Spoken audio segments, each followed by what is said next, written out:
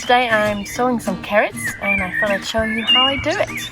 So I've got an empty space opened up here in one of the beds where there used to be, until yesterday, overwintered parsley. So I just twisted the roots out and it's left me a space here for a double row of carrots. So I direct sow carrots and also parsnips because I like them to have one long taproot. If you transplant them, if you sow them in modules in the greenhouse, like I do a lot of other veg, and then transplant them there, you risk damaging the taproot, and that is what is the carrot. So compared to beetroot, which you can successfully multi-sow in a module and plant out, they actually have the fruit on that is actually a swelling of the stem above the root, as opposed to carrot, which is the root. So that's why I direct sow them. You have then a higher risk of slugs eating up your seedlings than if you would keep them separate in the greenhouse, which is the reason why I do that and why I don't direct sow any other veg. But for these, it's a must. So I thought I'd show you that, and I'll also show you some other carrots I've sown previously, and you can see how they're doing. Alright? So the carrots I'm going to sow today is Oxella, which is a shorter, fatter carrot. And yeah, I quite like them. So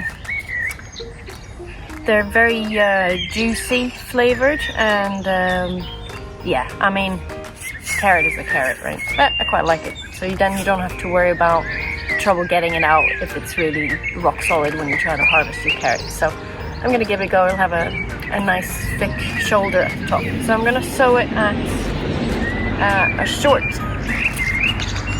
distance between the two rows, so 15 centimeters. I'd say that is as close as you can go between the rows, and that should nicely fit in between here. I might even go 20. Yeah, let's go 20.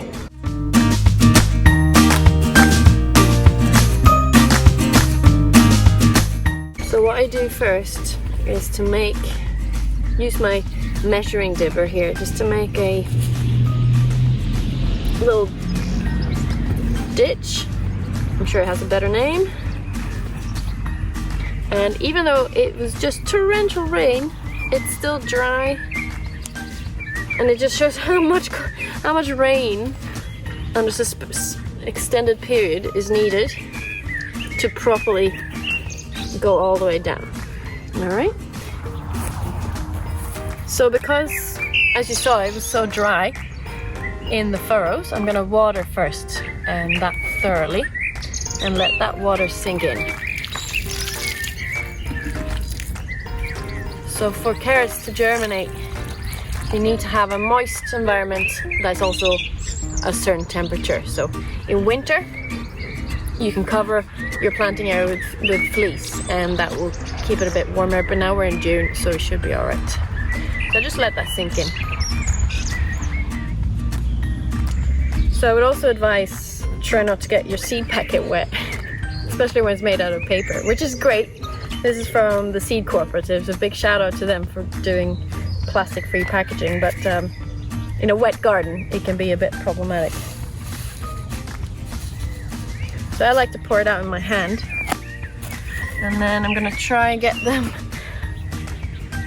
not too close. So you kind of want the germination rate to be 1 per centimeter. And people do say that you shouldn't thin carrots because that draws in carrot fly. But if you cover with mesh, which I do, that isn't a problem. So I'd rather go too thickly and thin than not have enough carrots. So that's my tactic. So I just sprinkle them in. And then, because you can sort of see the color of the seed, you can see where it's a bit thin in places.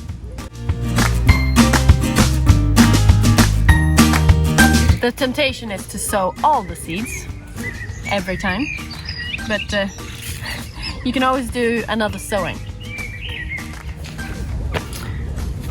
So when I've sowed the seeds, I pull my hand either side of the furrow and use the excess compost to cover the seeds up. And I firm that in place. And that ensures good contact with the seeds.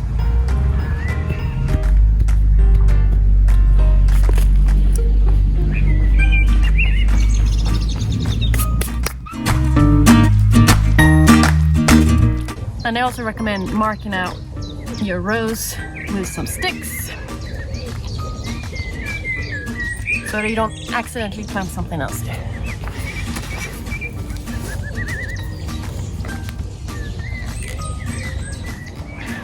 And then finally, don't forget to mark out what you sowed and when you sowed it. So if it hadn't just rained, I might water this on top using a rose, but it is quite wet now, so I'll leave it as it is. All right. So as a comparison, I thought I'd show you another carrot type I sowed 7th of March. So it's called Amsterdam forcing, and it's specifically for early germination. And I sowed it, and then I covered it with a double layer of fleece because the fleece I had was so thin.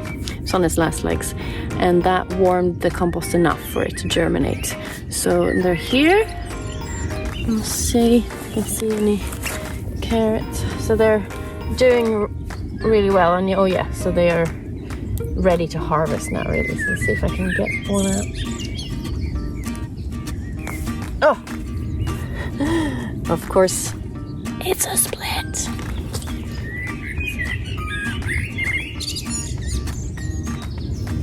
Let's see if I can find a large one. So if you keep harvesting the large ones through your row, then you should keep the other ones growing through for a longer picking season. Oh my god, it smells amazing. Like, nothing smells better than wet soil on a newly pulled carrot.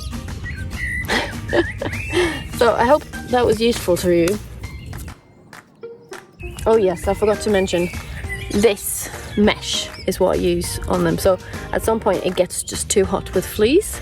The fleece does the job in the beginning, but after a while I change it to a mesh, and that keeps out the carrot root fly, so I don't have to worry about that. So I need to do a lot of weeding because I have bindweed coming up everywhere, which is probably why this one's split, because I disturbed the root. And yeah, I mean, it tastes fine. It's just, you know, you maybe get less carrot with the split ones, but it's still a harvest, isn't it? So yeah, hope that was helpful. Happy growing.